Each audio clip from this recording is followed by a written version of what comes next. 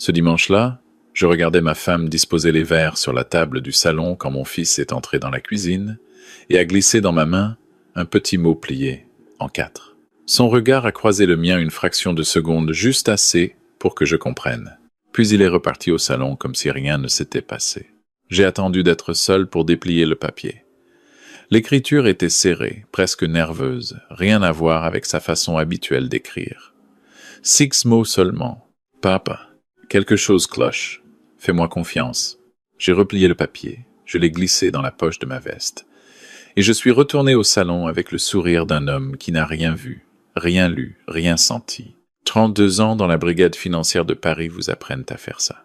Mon fils s'appelait Thomas. Il avait 31 ans, travaillait comme chef de projet dans une entreprise de logiciels à Lyon, et jusqu'à ce repas du mois d'avril, sa vie me semblait aussi ordinaire que rassurante.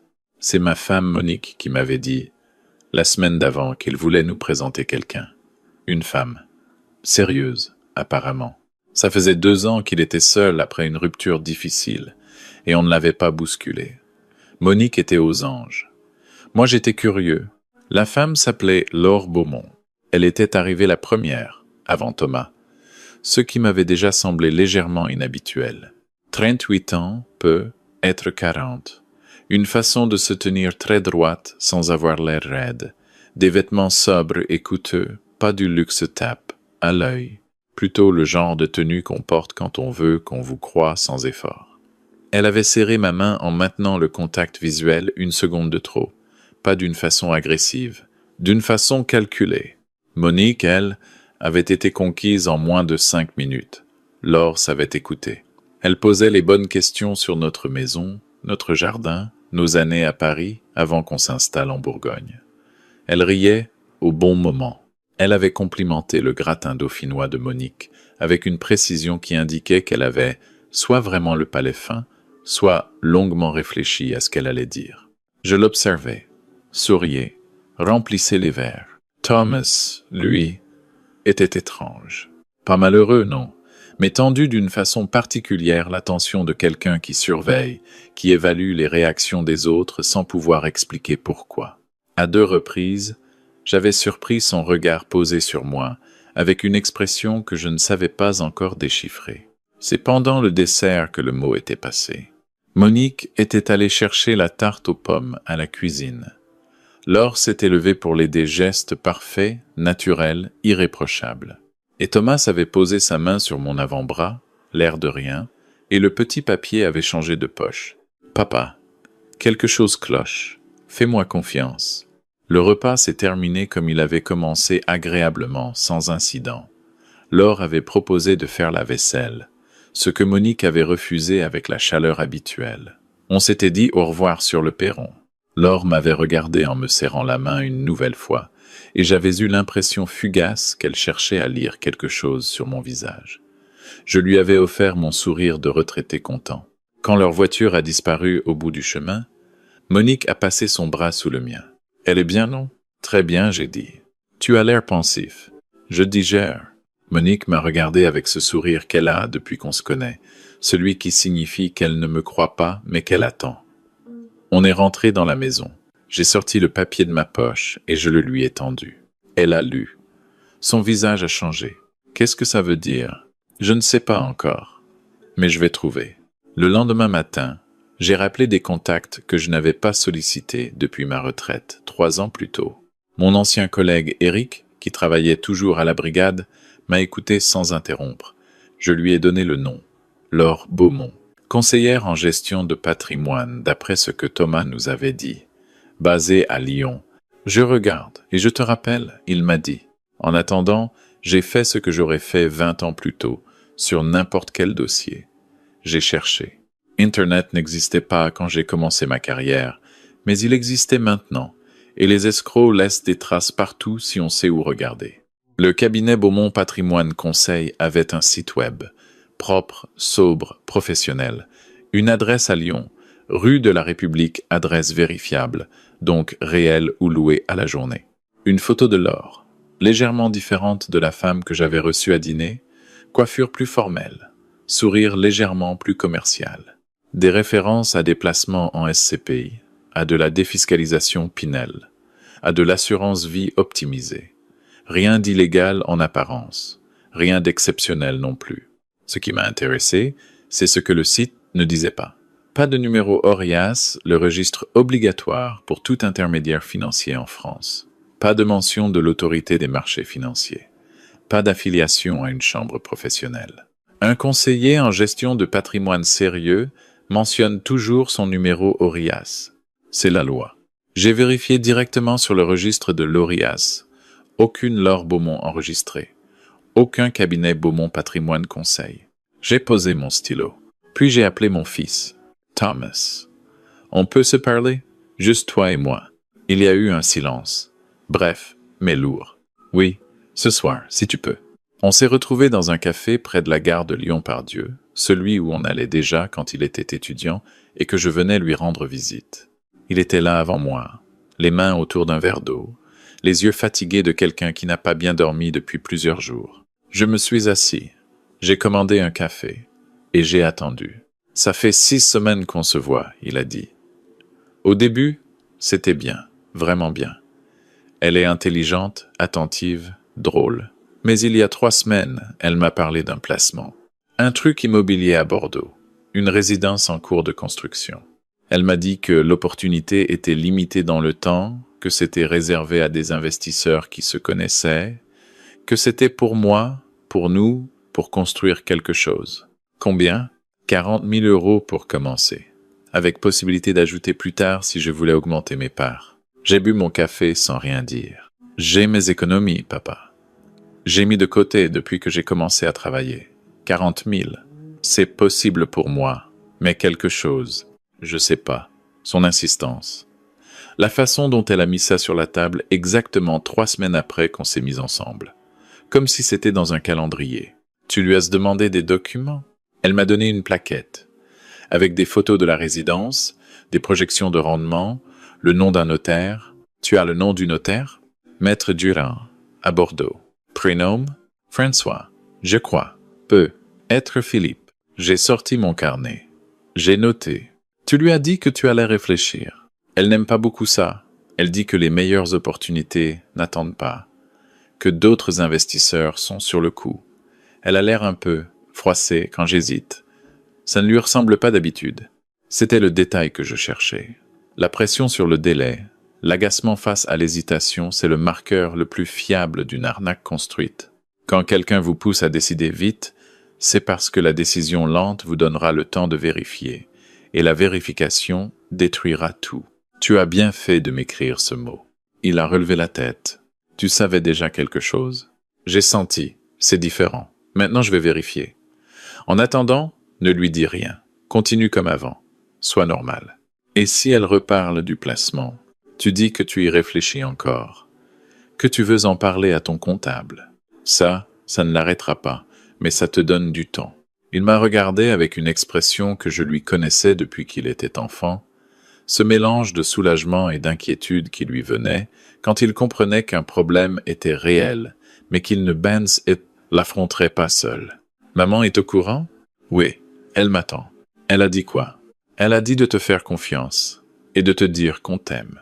Il a souri pour la première fois depuis le début de la conversation. Éric m'a rappelé le lendemain soir. Ton Laure Beaumont, elle n'existe pas sous ce nom-là dans nos bases. Mais j'ai un nom qui ressemble à ton signalement physique. Laure Bontemps, né en 1981 à Grenoble. 2 plaintes pour abus de confiance, déposées en 2019 et 2021, classées sans suite faute de preuves suffisantes. Dans les 2 cas, le même schéma. Relation sentimentale courte, proposition d'investissement immobilier, disparition après versement des fonds. Le notaire. Maître Durand, à Bordeaux. Je vérifie, mais je parie que c'est un nom inventé ou une étude qui n'a jamais entendu parler d'elle. Elle travaille avec quelqu'un? Les plaintes suggèrent un complice qui joue le rôle de promoteur du projet. Il envoie des mails officiels, parfois passe un coup de fil. On n'a jamais réussi à l'identifier clairement. J'ai remercié Éric. J'ai raccroché. Puis je suis allé dans la cuisine où Monique préparait le dîner et je lui ai tout expliqué. Elle a posé sa cuillère, s'est retournée. Elle l'a piégé délibérément, dès le début. C'est ce que ça ressemble. Thomas doit être dévasté. Pas encore. Il ne sait pas tout. Et quand il saura? C'est pour ça qu'il faut finir le travail avant. Pour que quand il apprend, il y ait une conclusion, pas juste une trahison en l'air. Monique a réfléchi un moment. Puis elle a dit quelque chose qui m'a rappelé pourquoi je l'avais épousée. Qu'est-ce que tu as besoin de moi? Dans ma carrière, j'avais travaillé sur des arnaques, au placement collectif, des escroqueries à la rénovation énergétique, des fraudes à l'assurance, des pyramides de Ponzi déguisées en coopératives d'investissement. J'avais vu des retraités perdre l'intégralité de leur épargne sur un coup de fil. J'avais vu des familles se déchirer pour des sommes que des escrocs avaient empochées et dilapidées en quelques mois. J'avais vu des gens intelligents, cultivés, méfiants dans la vie ordinaire, se faire avoir parce qu'un lien affectif avait contourné leur jugement. Ce que Laure faisait à mon fils avait un nom précis, l'arnaque sentimentale à l'investissement. La relation est réelle dans le sens où elle investit du temps, de la présence, de la chaleur. L'affection est un outil. La durée de la relation est calculée pour que la victime soit suffisamment attachée pour ne pas vouloir voir, mais pas assez installée pour avoir posé des questions au moment de signer. 40 000 €. C'était sa mise de départ habituelle, d'après les plaintes, modeste par rapport aux arnaques que j'avais traitées en brigade, mais parfaitement calibrée pour un jeune cadre avec des économies raisonnables. Pas assez pour être catastrophique au premier abord. Assez pour que la victime hésite à porter plainte par honte. Il me fallait des preuves exploitables, des preuves qui tiennent, pas une intuition d'ancien flic, pas une enquête officieuse sans cadre légal. Monique a appelé Thomas le lendemain matin et lui a proposé de lui cuisiner un repas, juste deux, pour parler. Thomas est venu. Monique lui a expliqué ce que nous savions. Il a été silencieux un long moment, les yeux sur la table. Elle m'a menti sur tout depuis le début? Pas forcément sur tout, j'ai dit. Les gens, comme elles savent que les mensonges totaux se voient. Elle t'a probablement dit des choses vraies. Elle a pu être même ressenti quelque chose. Mais la relation était un moyen, pas une fin. Comment vous en êtes sûr? On n'en est pas sûr à 100%. C'est pour ça qu'il nous faut la suite. J'ai expliqué à Thomas ce que je lui demandais. C'était délicat. Je lui demandais de continuer à la voir normalement, tout en gardant les yeux ouverts. De ne rien signer, sous aucun prétexte. De noter les détails, les noms qu'elle mentionnait, les dates, les chiffres. Et, s'il en avait l'occasion sans risque, de photographier la plaquette de présentation du projet et tout document qu'elle lui remettrait. Et si je n'en suis pas capable, il a demandé, si je la vois et que ça se voit sur mon visage. Dans ce cas, tu la rappelles et tu lui dis que tu as besoin d'une semaine de recul, que ton comptable t'a conseillé d'attendre, et tu ne la vois plus jusqu'à ce qu'on ait ce qu'on cherche. Il a choisi de continuer. Pendant 8 jours, Thomas a joué un rôle. Je savais ce que ça coûtait. J'avais demandé à des témoins de le faire dans des affaires, des gens ordinaires qu'on mettait dans des situations extraordinaires. La plupart y arrivaient parce que la colère les tenait. Thomas, lui, avait aussi le chagrin. Et le chagrin, c'est plus dur à masquer que la colère. Le 3e jour, elle lui a remis un document officiel, une promesse de participation au projet immobilier dit « Résidence Les Acacias, Bordeaux, rive droite », avec une date limite de signature. Thomas le photographiait intégralement depuis les toilettes du restaurant où il dînait. Il m'a envoyé les photos le soir même. J'ai examiné le document avec Eric, qui avait accepté d'y jeter un œil en tant qu'ami, pas en tant que policier. Le promoteur s'appelle SCI Développement Sud-Ouest, il a dit. Je cherche. Société créée il y a 9 mois. Siège social à une adresse de domiciliation commerciale à Bordeaux, le genre qu'on loue 30 € par mois. Capital de 1 000 €. Un associé unique, un certain Marc Tissot. Aucun antécédent. Mais une SCI créée 9 mois avant une première sollicitation de fonds, capital symbolique, adresse de domiciliation, c'est le montage classique. La structure existe juste assez pour paraître réelle sur un document. Le numéro de la carte professionnelle d'agent immobilier, la garantie financière, l'assurance responsabilité civile professionnelle, absent du document. La mention légale renvoie à un site web qui n'est plus actif. Parfait. Ce n'était pas parfait, évidemment. Mais c'était suffisant pour constituer un dossier cohérent. Le document était un faux au sens juridique, ou du moins un document trompeur émis par une structure sans existence opérationnelle réelle. La personne qui le remettait à des tiers pour obtenir des fonds s'exposait à des poursuites pour escroquerie. Article 300, 13 à 1 du Code pénal, jusqu'à 5 ans d'emprisonnement et 75 000 € d'amende. Le 5e jour, Thomas m'a rappelé avec quelque chose d'autre. Elle a reçu un appel pendant qu'on était ensemble. Elle est sortie sur le balcon pour répondre. J'ai pas tout entendu, mais j'ai entendu un prénom. Marc. Et elle a dit, « Il hésite encore, mais ça va venir. Encore 2 ou 3 jours. To and sure. Certain. J'ai même. J'espère que c'est pas un problème. » J'ai posé mon téléphone sur le bord de la fenêtre ouverte. Je voulais juste savoir si j'allais vraiment pas bien ou si. Il y a un enregistrement? Oui. Qualité moyenne, mais on l'entend. Envoie-le-moi. Et Thomas, tu as bien fait. L'enregistrement était audible. Pas parfait, mais audible. La voix de Laure, reconnaissable. Le prénom Marc. La phrase sur l'hésitation et le délai. C'était la confirmation d'un travail coordonné avec un tiers. Ce n'était pas une preuve suffisante à elle seule pour une condamnation, mais c'était exactement le type d'élément qui, ajouté aux autres, forme un faisceau d'indices sérieux. J'ai appelé Eric. J'ai de quoi constituer un signalement formel à la DGCCRF et une plainte structurée. Les 2 victimes précédentes n'ont pas eu suffisamment de documentation au moment de leur dépôt. Là, on a le document, l'enregistrement, la vérification de la SCI, l'absence d'immatriculation ORIAS, les antécédents sous un autre nom. Ça, c'est ton dossier, il a dit. Moi, je ne suis pas dessus officiellement. Je sais. Tu m'as juste aidé à regarder dans la bonne direction. Exactement. Bonne chance, Bernard. J'ai rédigé la plainte ce soir-là, à la table de la cuisine, avec Monique assise en face de moi, qui lisait les documents au fur et à mesure que je les assemblais. Elle a relevé 2 incohérences dans la plaquette que j'avais manquée.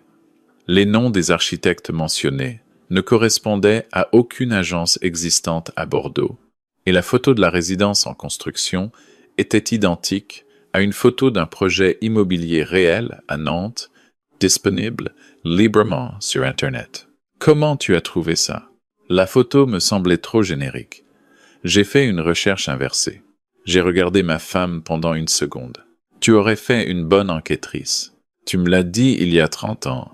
J'ai jamais compris pourquoi tu ne m'as pas recruté. On a déposé la plainte le lendemain matin, Thomas et moi, au commissariat de Lyon. J'avais rédigé un document d'accompagnement de 11 pages avec les annexes. Le fonctionnaire de l'accueil a regardé la liasse avec une légère surprise. Vous êtes avocat, ancienne brigadière financière. Il a acquiescé et a tout transmis à l'OPJ de permanence. 1 semaine après le dépôt de plainte, Thomas a reçu un message de Laure, lui demandant s'il avait pris sa décision.